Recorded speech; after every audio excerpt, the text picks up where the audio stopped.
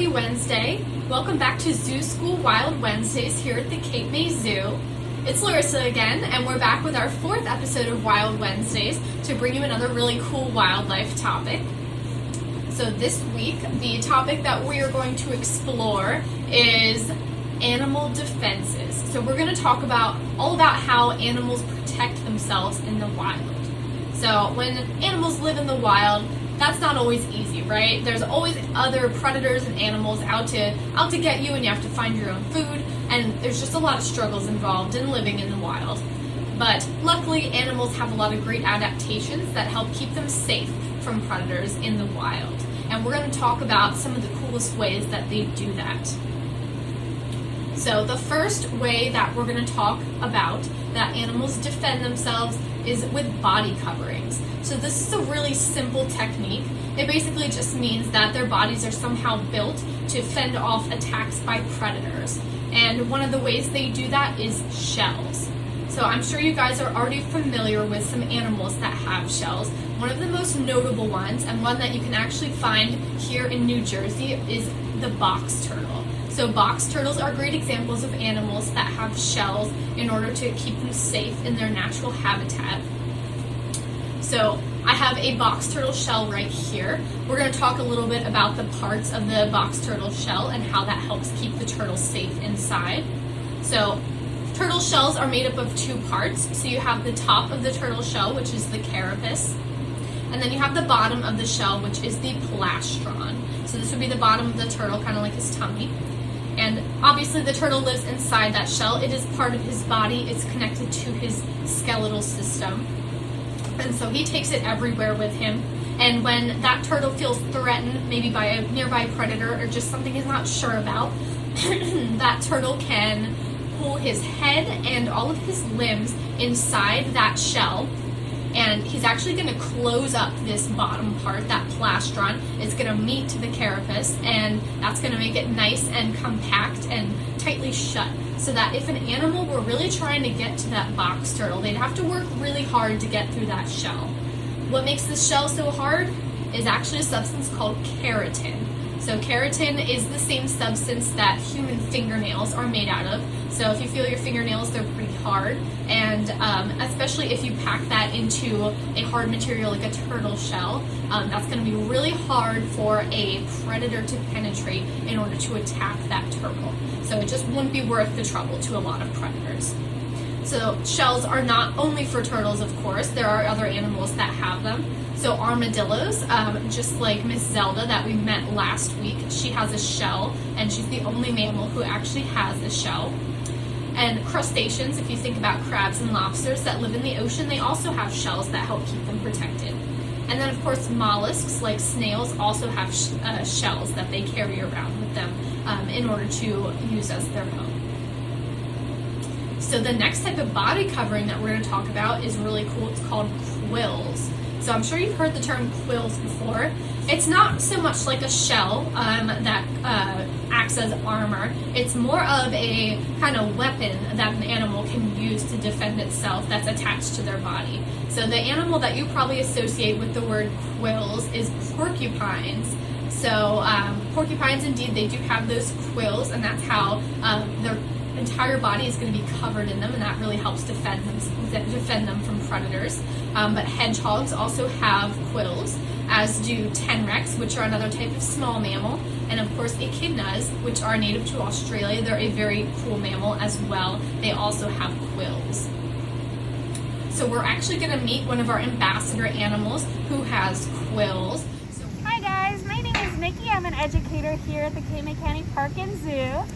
And I know you've been talking about animal defenses, so I thought I'd introduce you to Hank. He is our African crested porcupine in our education department, and he has a really cool defense. So he has all these quills, and quills are made out of keratin, the same thing your fingernails and hair is made out of.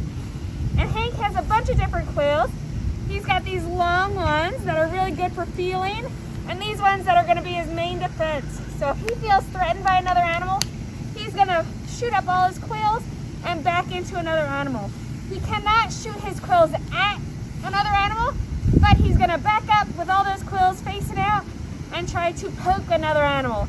and that's a really great defense mechanism for him. His main predator would be lions, so that's who he's going to defend against the most. So thank you to Hank for showing us his excellent quills and how those would be really effective at fending off predators if he needed to in the wild. So the next way that animals protect themselves besides body coverings is poison. So animals that are poisonous, that's a really great way that they make themselves less desirable to be eaten by other animals.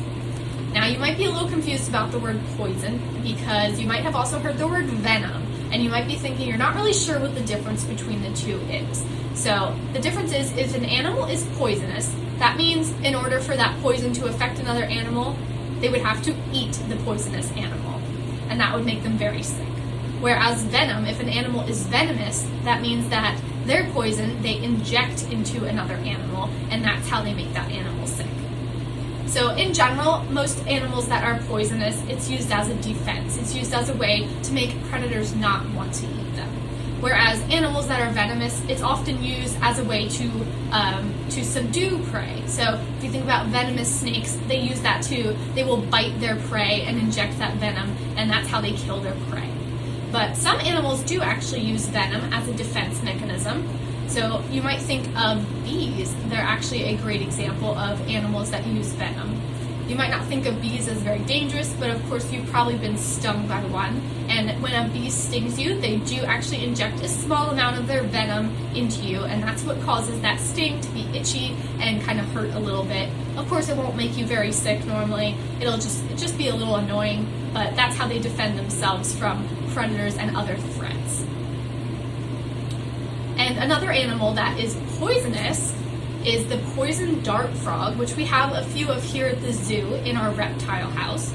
Now, poison dart frogs, you've probably seen, they have this really bright, colorful skin, and those bright colors are to warn potential predators that they are poisonous. So if they were to eat them, they would end up not feeling very well because that animal is poisonous.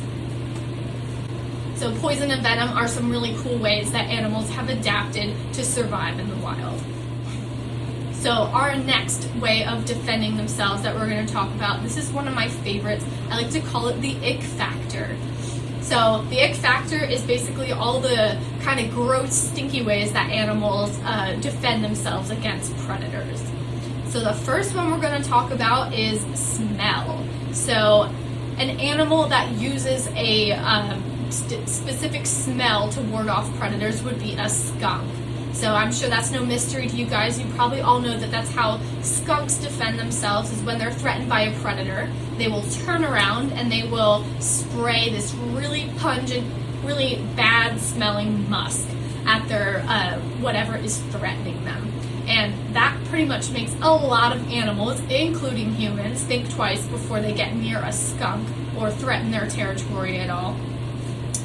Because no animal likes the smell of a skunk, and no one wants to be covered in it. So that's a really effective way that skunks have come up with to survive in the wild.